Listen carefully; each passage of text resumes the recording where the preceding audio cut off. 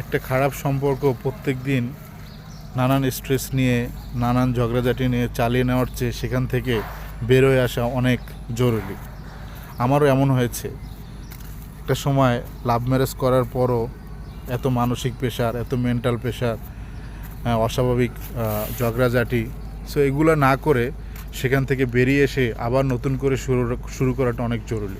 কারণ আপনি প্রত্যেক দিন যদি মানসিকভাবে ভেঙে পড়েন, প্রত্যেক দিন যদি মানে একটা অস্বস্তি সিচুয়েশনের মধ্যে দিয়ে যান, তাহলে ভালো না সেখান থেকে বেরোয় আসে। আমি জানি অনেকেই আছে যারা খুব টক্সিক এক রিলেশনশিপের মধ্যে দিয়ে যাচ্ছে, নানান মানসিক প্রেশার মধ্যে দিয়ে যাচ্ছে। যে কেউ হইতে পারে, এর মানে এই না যে আপনার অপোজিটের লোকটা খারাপ, এমন কিছু না, হয়তো পরিস্থিতি এমন করে ফেলছে। সো এই ধরনের রিলেশন কন্টিনিউ করার চেয়ে আবার নতুন করে শুরু করাটা অনেক জরুরি।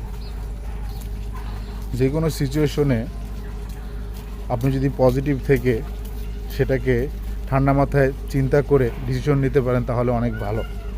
অনেকে আছে বলতে পারতেছে না, ভিতরে ভিতরে জ্বলে পুড়ে শেষ হয়ে যাচ্ছে।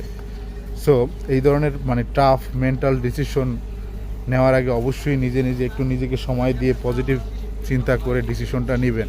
কারণ সময় বা মূল্যবান সময় চলে গেলে অনেক পিছিয়ে যাবেন এবং দুইজনের জীবনে একটা বিরক্তিকর পরিস্থিতি তৈরি হবে, যেটা মোটেও কাম্য নয়।